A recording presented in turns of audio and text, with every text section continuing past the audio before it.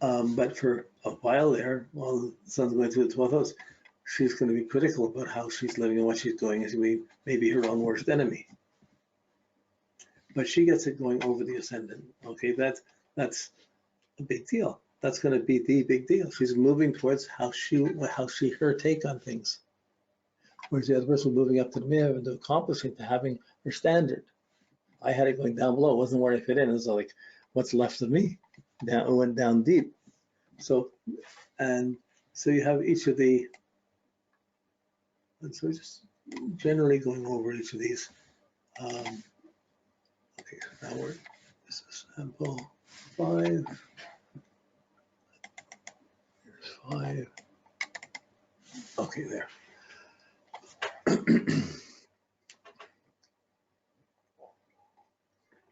Sample 5, Natalia just had the birthday, August 25th. It's her sun comes from, on the list of Virgo, sorry, this is Virgo, and the sun goes from 2 degrees Virgo, and at 28, it would go into Libra, they need to be appreciated, loved, or valued, and it's going through the 8th and 9th house. Resources, money, business, right and morality, right and wrong, to accomplish things. But as it gets up to her midheaven, it's conjuncting Uranus in the midheaven. It's going to conjunct Uranus and the midheaven. That points to a very exciting need to do something different and have her own way of doing things. See, but she's still, her progress sun is still moving up to the status and career. It's not, it's going 8th, 9th, 10th, and it may be into the 11th in her life. It's not getting into the 12th. It's not about hiding away. It's about getting up and getting to where one wanted to be. And with Uranus there, it probably brings in the idea of being a little bit more independent around it. But when you follow it, if you look at the planet sort, it starts in Virgo, it's going to come up, it's going to trine the ascendant. It's going to hit the ascendant first, that's Capricorn, it's trine. It's going to conjunct the Venus at 2 years old. So she gets the sun, the love of her life, if that sun goes over your Venus. So with Mercury or Venus, either we're going to get the progressed sun when it goes over our Venus, or progressed Venus when it goes over our sun. And with Mercury, the progressed sun will hit Mercury, or the Mercury will hit the sun. We'll get one or the other of these. And in her case, she gets the progressed sun will go over Venus and it'll go over Mercury. So she gets the emotional high. Sometimes it's called often to be the love of your life. Certainly your emotions are really at a high point of being inwardly empowered, what you want. But she's born with the sun conjunct Venus, so it just brings that up even more over the first few years. But then after having that high so young, it would be difficult to do something as satisfying as she went forward. And the soul sees, well, that was there, and then the soul sees how it's going on. But it hit Venus, and then it would square the Mars in Gemini. So she has the Mars square her Venus and Sun and the Neptune. So there's power, confusion, things that came out, hit the Mars by 6 degrees, from 2 degrees to 6 degrees. That's 4 years old, 4 or 5 years old. So trying to get the adjustment to get to school or whatever, there were struggles with family, with other things, with relationships around her. This happened very young. But that would empower those things. Those things might be confusions and struggles she's contemplating for a long time in her life. All these things are impressions that tend to happen out in the world that have inner intent and inner meaning from our progressed sun going through it. But this planet sort, like you can sort of work it just by itself. If you didn't have the progressed chart, you just had the natal chart and you sort the planets, you can see where the sun starts. You can see the sequence that these different levels of consciousness will happen at. You don't have the dates exactly, but you still will see the sequence. So hers was the ascendant, the Venus, the Mars, then the Pluto. By the time she went to school, 7 or 8, boy, it was really challenging and difficult. Then it hit the Neptune, brought out the fantasies, beliefs, sort of confusions, and that would have been at about 7 or 8. Then there's nothing for about 66 years. Then it hit the moon, 16, so at about 14 years old. Her progressed sun would empower the moon, the family, home, mom, and all the family things would have a strong say, but at the same time, she has her inner voice coming up inside of it too. Could have brought things up enough where she would leave home or whatever, hard to say. But just then it hits the Mercury. So after hitting the moon and the family and the needs and the security, empowering those needs, and I have to get those needs.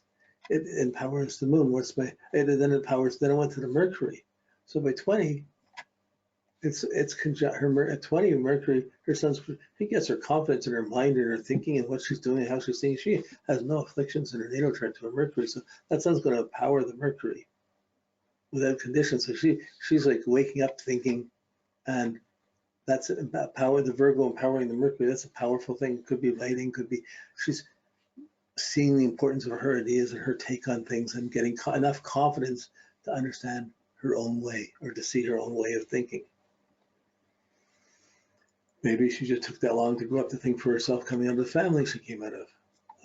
But then after that, it went to Jupiter, which would expand on the understanding. If that's true, then the sun, well, why wouldn't I travel? Why did I go places? The sun hits, the sun, it's going through the end of Virgo. It's not making a square, it's hitting Aries. Virgo is 150 degrees, even to the moon, but it's still touching the moon and bringing the moon things up.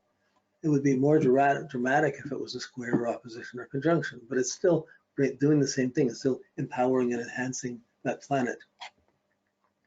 Then it hits the nodes. The nodes are not a planet, it's a sensitive point. So there's a sensitive point, and the nodes are usually tied into family habits or security habits and sensitivities that come up from that. So you can see how that works for yourself there. We haven't focused a lot on the nodes at this point, but that's something you can further study on your own and go through it. But then it hits the Saturn in Virgo. It would still be just a sextile. Then it 30 degrees to Uranus. So that's the first 30 years. It runs through that sequence.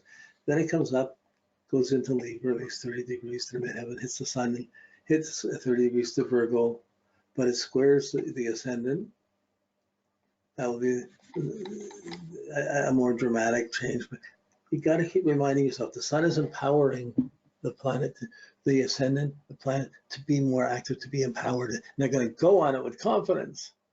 And if it's soulful and it's connected to soul, that may blossom. If it's not, it will crash, and the soul will still say, well, that was an illusion, that was that, and it grows through it anyways.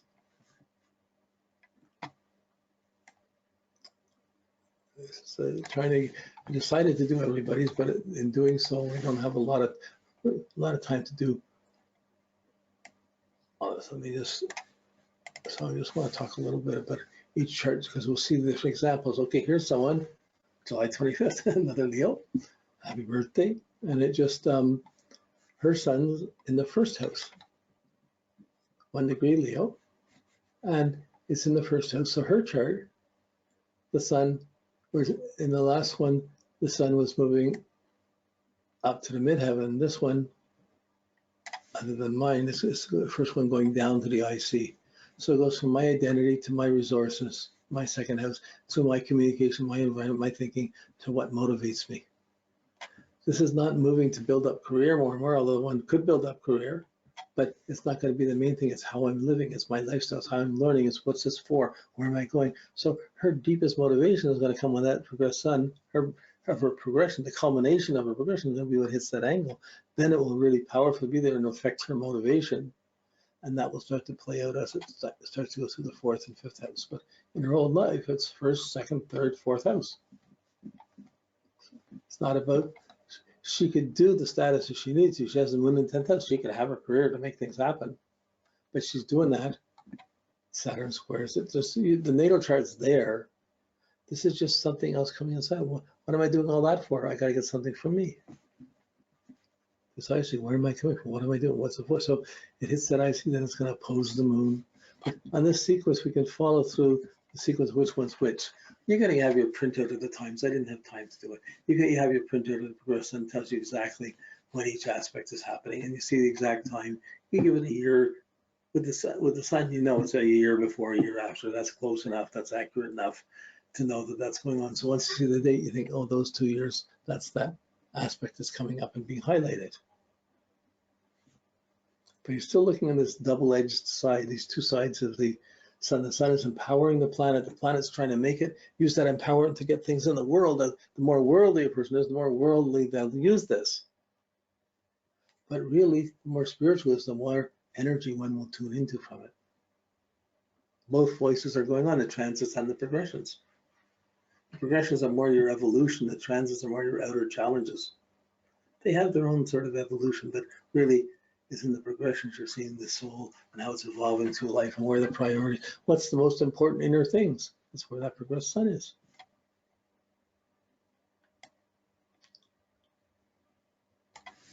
Okay, here's one. October 4th. Let's see, this is 7. Okay.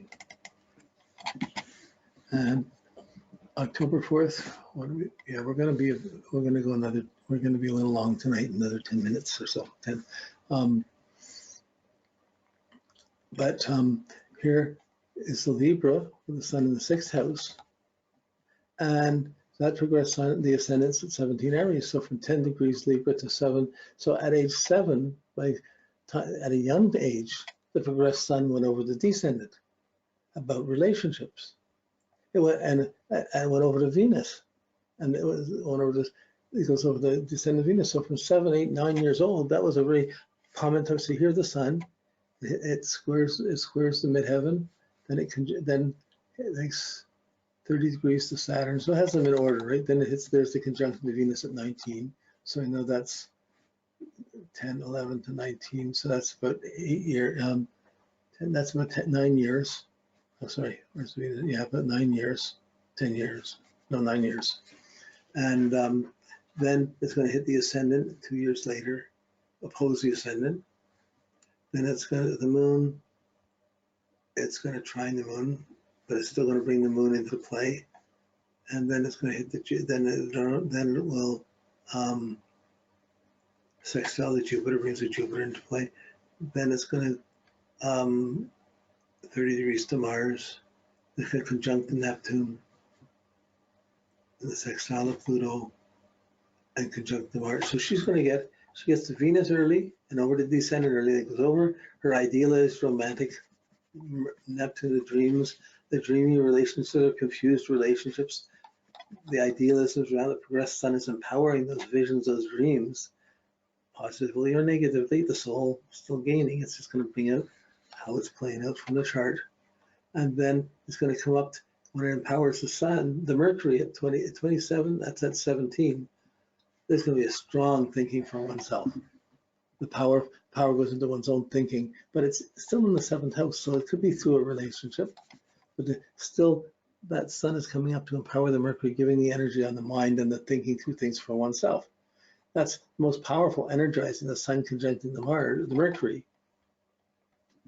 Doesn't happen like that again. So those are going to be very vivid times in the formation of this person's knowledge or way of thinking. And shortly after it built up, that progressed sun will move into Scorpio, change into Scorpio, and it's going to square the Uranus. So then there'll be an empowering the shock or the sudden changes, which that person has the Uranus-Mercury square.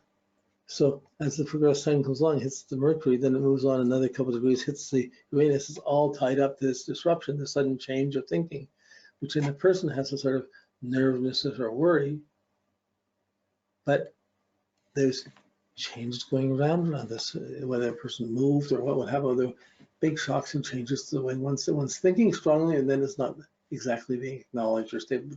The sun's empowering, the soul is realizing that's part of the illusion anyways. So the soul always has a dialogue that's anything in the world of attachment is an attachment, it's an illusion, it's almost a distraction from just love, from just the heart. And the heart growing, but this heart is growing above the horizon.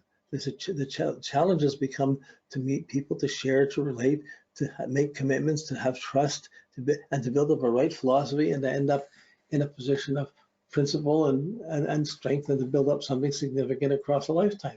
This is building up, and this is not a chart that's hiding away. This is a chart that's being challenged to be around people, involved with people, and to build up a lifestyle more and more. But if it gets up to the midheaven, it's going to have to be 91 for it to get up to the midheaven.